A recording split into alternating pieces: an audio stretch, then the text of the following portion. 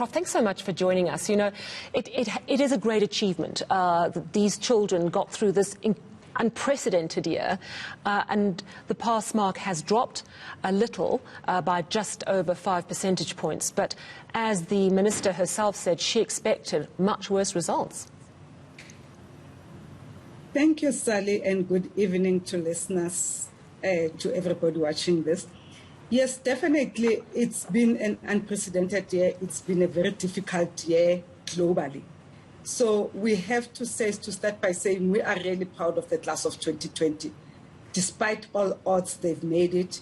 We have above 75% pass, which is a really big plus, even though we have dropped, but we have done very well.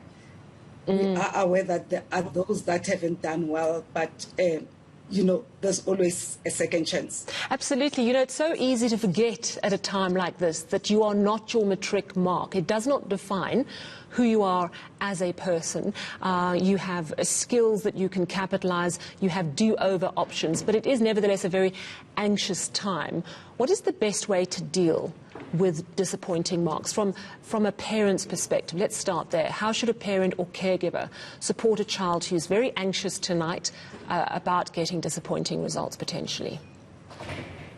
I think it is very much important, Sally, for us, whether it be parents, teachers, brothers or sisters, to rally around our grade 12 learners who are awaiting results tomorrow, and to begin to normalize it, to say, you know, the first thing to be proud of is, despite everything, against all odds, they sat down for those matric exams.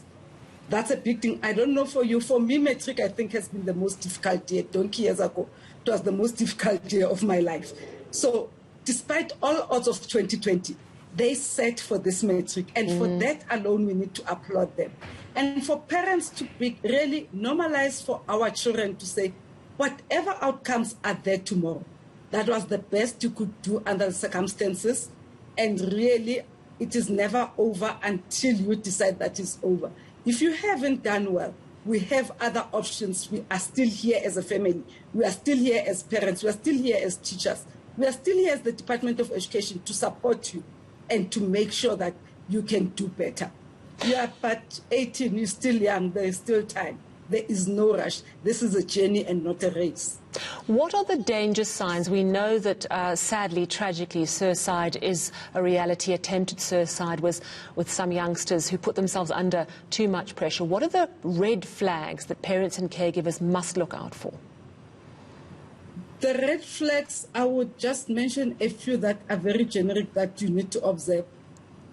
When a child, all of a sudden, your grade 12 child is withdrawn, the eating patterns change, his communication or her communication patterns change, and you begin to realize that he is not the Boitumelo you know, or he's not the Tsepo that you know, but there are basic things that you yourself don't understand. Sometimes we want to actually put these signs into this box of the psychological science. But it's basically saying to an ordinary parent there who might not even see the bigger signs, to say, when your child changes and it's something that's out of the norm, all of a sudden they oversleep or they stay awake for a long time, they overeat or they eat less. Those are signs of saying there could be red flags that my child is struggling with this, and begin to engage with your child to understand where they are. Well, thank you very much. Such important advice at this time. Professor Boitumelo Diale, Head of the Department of Educational Psychology in the Faculty of Education at the University of Johannesburg.